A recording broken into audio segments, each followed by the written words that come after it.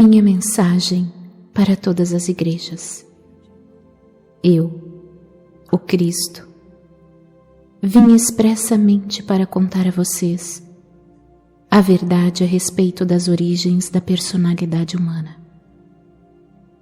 Explicarei com exatidão como e por que tem sido dada à raça humana uma propensão natural para o livre-arbítrio e um desejo predominante de autogratificação e autodefesa. Isso não é pecado, mas sim parte dos processos naturais criativos. Não há punição vinda do alto. O homem, por meio do exercício voluntário e prejudicial do poder do ego, atraiu para si mesmo a sua própria punição. Note bem, por esta razão, do mesmo modo que os livros escolares de ciências se tornam defasados conforme a mente humana vai absorvendo mais conhecimento científico avançado, assim também deve-se permitir que a atual forma de cristianismo, construída sobre falsas doutrinas centradas em minha crucificação, tenha uma morte natural.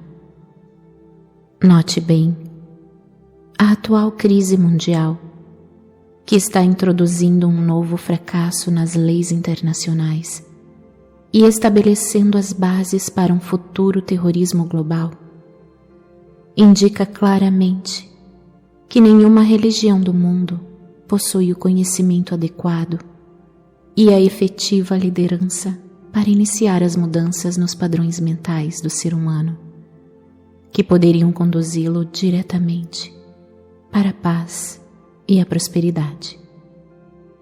O verdadeiro líder espiritual será capaz de ensinar para suas congregações como e por que os esquemas mentais modernos, formados na consciência, têm criado as calamidades e os horrores que estão apenas começando a fazer-se sentir totalmente em seu meio, nas diversas formas de pestes, terremotos, inundações, fomes, guerras, revoluções e outras tragédias.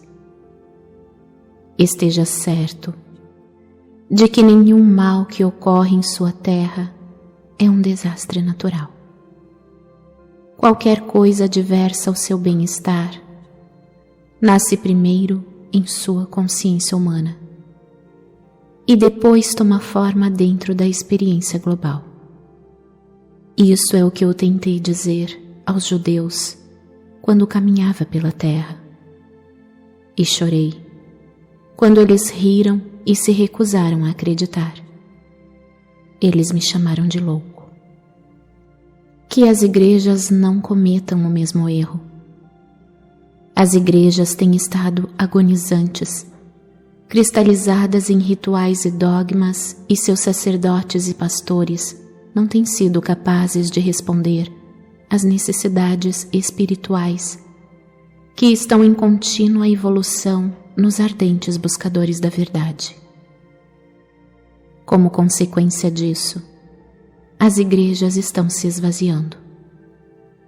Se quiserem durar, as igrejas devem deixar de lado suas diferenças e ter humildade para aceitar que a inspiração não vem à Terra necessariamente da maneira que pareça aceitável para elas. Devem lembrar que eu, o Cristo, não era aceitável para os judeus. As igrejas devem manter suas mentes e corações abertos para receber aquilo que intuitivamente sintam como a mais alta verdade, em vez daquelas a que se agarram atualmente, e abandonar as velhas crenças que têm permitido que a besta controle o pensamento humano. Reze sinceramente, com toda a sua alma, mente e coração, por uma verdadeira iluminação, ao invés de reiterar velhas e falsas crenças. A acorde e aceite que esses rituais e velhas crenças não cumpriram o que prometiam as minhas palavras para a humanidade. Quando eu disse que coisas maiores daquelas que fiz, vocês também fariam. Enquanto isso, até que a verdadeira iluminação chegue até vocês, depois de muita meditação e oração, ensinem, demonstrem e vivam o amor fraternal com toda a força da alma, coração e mente, minuto a minuto em sua vida diária. Para combater as forças destrutivas da consciência global, a humanidade deve fazer muitos esforços para mover-se rapidamente para o próximo estágio de seu desenvolvimento. Deve ser amplamente aceito que existe uma visão mais elevada e que é preciso esforçar-se para introduzi-la na vida diária. É somente alcançando esta visão mais elevada que o mundo físico será resgatado da total aniquilação. Sem esta visão, para si mesmo ou para o mundo, não pode haver evolução espiritual, nem se pode alcançar as coisas que mais se deseja. Neste momento, a sua percepção da vida é aquela de fardo e privação. Estas crenças são retratadas e reforçadas de forma chocante pela televisão. Elas acabarão por trazer a miséria que você esperava nunca conhecer. Portanto, para salvar você de sua própria insensatez expressada por meio da mídia, a consciência humana deve ser rapidamente elevada para ver o que eu vi no deserto. A realidade do amor por trás e no interior de toda a existência. Observe bem. Quando esta grande verdade for percebida e bem acolhida, a realidade do amor começará a manifestar-se de várias formas, em cada coisa viva e no meio ambiente em si. A experiência da abundância e felicidade reforçará a consciência da abundância e felicidade. E assim, uma espiral espiritual de vida cada vez mais elevada e maravilhosa será colocada em movimento. Quando a verdadeira natureza do ser for completamente entendida, a humanidade avançará para o próximo degrau de evolução espiritual e porá em movimento uma nova e abençoada forma de esforço humano e de experiência pessoal. Para alcançar estas metas, a humanidade precisa primeiro obter discernimento sobre o que e quem é. Uma nova e importante questão já está se apresentando para a consciência das pessoas. Quem é você realmente, por trás da fachada que apresenta ao mundo? O que é preciso para alguém ser autêntico? É esta a pergunta. Quem é você realmente? Que é respondida em cada nível do seu ser, nestas páginas. E se você puder aceitar como guia para a sua vida cotidiana, tudo o que eu compreendi durante a minha experiência de 6 semanas no deserto, você também, finalmente, se tornará íntegro e verdadeiro, assim como eu me tornei íntegro e verdadeiro antes de começar meu ministério de cura e de ensinamento.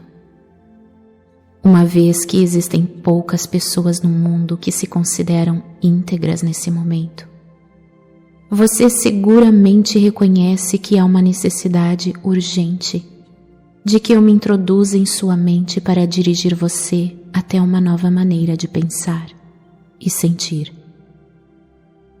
Esta mudança na consciência irá levá-lo à divina harmonia com a realidade e a melhores condições de vida e segurança. Para fazer este trabalho de reconstrução em sua consciência, eu devo primeiro registrar em sua mente, e você deve aceitar, que eu ensinei na Palestina muitas coisas que os homens ainda não estavam prontos para receber. É significativo que nunca tenha sido publicamente questionada a ausência de registros de minha juventude. Qual foi a verdadeira razão de tão importante omissão? É igualmente significativo que, embora eu tenha passado 6 semanas no deserto, depois de meu batismo, e tenha saído daquela experiência como um mestre curador, nenhum escritor tenha tentado descrever o que realmente aconteceu durante aquele tempo. Apenas se disse que eu era tentado pelo demônio, e que estava entre as bestas, e que os anjos estavam comigo. Não há a menor indicação do que aconteceu no deserto que me permitiu voltar às cidades e aldeias proclamando que o reino de Deus está em vocês, e falar nas sinagogas com tal autoridade que os anciãos judeus ficaram atônitos. A verdade a respeito da minha condição humana, por um acordo comum entre meus discípulos, foi suprimida para dar maior credibilidade à minha suposta divindade e ministério. Segundo os evangelhos, eu era o único filho de Deus. Por que então frequentemente eu me referia a mim mesmo como o filho do homem? Fiz essas afirmações especificamente para confrontar as crenças predominantes a respeito da minha divindade e para gravar na mente das pessoas que eu tinha a mesma origem física delas.